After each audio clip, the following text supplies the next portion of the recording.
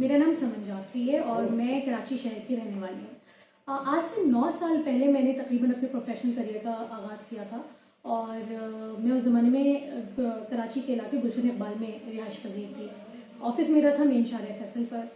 मुझे गुलशन इकबाल से शारे फैसल पहुँचने में कम से कम 1 घंटा 45 मिनट लग जाते थे और जो सफ़र जिस तरह मैं गुजारती थी वो उसके अंदर मेरी जो कैफियत होती थी वो उन तमाम कराची में रहने वालों की होती थी जो उस ज़माने में लंबे डिस्टेंस में कम्यूट करते थे।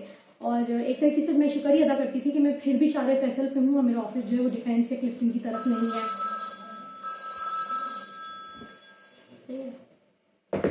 डिफेंस या क्लिफ्टन की तरफ नहीं है।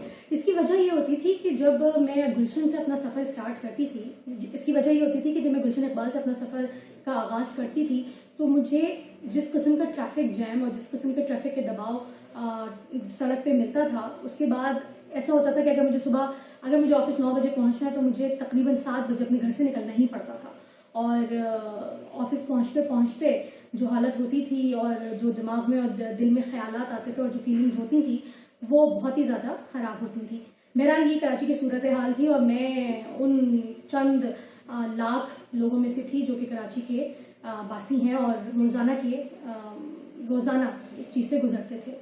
मेरा टाइम गुजरता रहा और फिर कराची के हालात इस तरह भी ट्रैफिक के और मज़ीद ख़राब हुए कि एक ज़माने में पूरा कराची खुदा हुआ मिलता था आपको। आप जिस तरफ जाते थे सड़कें खुदी हुई होती थी और बारिशें अगर उसमें हो जाए तो अल्लामान और अल-हफीज़। ऐसा हाल होता था कराची का कि आप सोच भी नहीं सकते थे। कई दिन तो दिल ये चाहता था सुबह उठने के बाद कि कौन चंद हज़ार रुपए की एवज जाके और इतना अपना खून जलाए और इतना अपना स्ट्रेस अपने दिमाग पे लेके 45 मिनट तो कम से कम और 1.5 घंटा तो कहीं नहीं गया अगर आपने ऑफिस जाना है तो।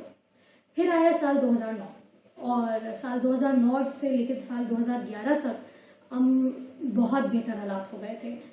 दिल से दुआएं भी निकलती थी, सुकून भी मिलता था। वही रास्ता गुलशन इकबाल से जो शारे फैसल का पहले 45 मिनट कम से कम और 1.5 घंटा ज़्यादा में होता था वो बामुश्किल तमाम 25 मिनट में पूरा हो जाता था। परफेक्ट नहीं था फिर भी, लेकिन बहुत ज़्यादा एक आदमी के लिए जिसने 2003 में इस तरह का सफ़र शुरू किया और फिर 2009 में 6 साल बाद अगर आपको इतना बड़ा रिलीफ भी मिले तो वो बहुत बड़ी चीज़ होती है और हम बहुत खुश होते थे। अब अगर हमें 9 बजे पहुंचना है ऑफिस तो हम आराम से 8:15 बजे निकलते थे घर से और 9 बजे अपनी मंजिल मकसूद पे पहुंच चुके होते थे। 2 साल ये भी गुजर गए।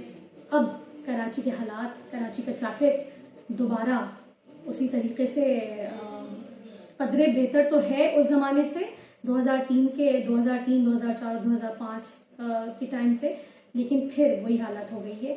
इसकी सबसे बड़ी वजह यह कि कराची एक मेगा सिटी है, कराची एक मेट्रोपोलिस है, कराची एक बहुत बड़ा शहर है। दुनिया के 10 बड़े शहरों में कराची का शुमार होता है और हर बड़े शहर की तरह कराची की आबादी भी बहुत बड़ी है।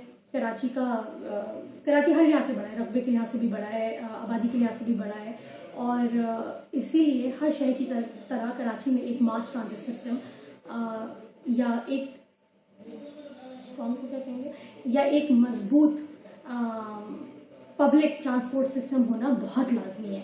अब चाहे वो बसेस के थ्रू हो, चाहे वो एक ट्रेन के थ्रू हो, चाहे वो ट्यूब सर्विस के थ्रू हो, ये होना बहुत ज़रूरी है। और जब तक ये नहीं होगा, क्योंकि रोज़ाना की तादाद में कराची वो शहर है जिसमें आबादी भी बढ़ती जा रही है, लोग भी बढ़ते जा रहे हैं और उसके साथ साथ सबसे बड़ी चीज़ गाड़ियाँ भी बढ़ती जा रही हैं। जब से इजी फाइनेंसिंग बैंक्स इंट्रोड्यूस करवाई है, जब से हर कोई जो है वो पहले गाड़ी लेना एक बहुत बड़ी बात होती थी, लेकिन अब गाड़ी आप किस्तों पे भी ले सकते हैं, आसानी के साथ पे गाड़ियाँ ले सकते हैं। और उसकी सबसे बड़ी वजह है कि ट्रैफिक के ऊपर इसका बहुत बुरा असर पड़ रहा है।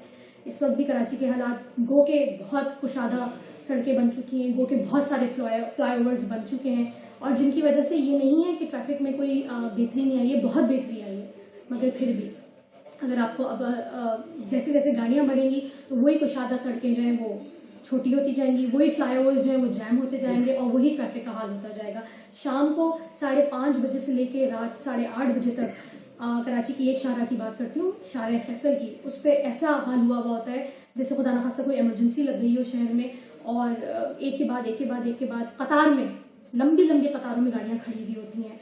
और फिर लोगों के जहन में वही बात आती है कि एक मास ट्रांजिट सिस्टम का होना, एक अच्छे और बेहतर मजबूत पब्लिक ट्रांसपोर्ट सिस्टम का होना कराची जैसे बड़े शहर की ज़रूरत है।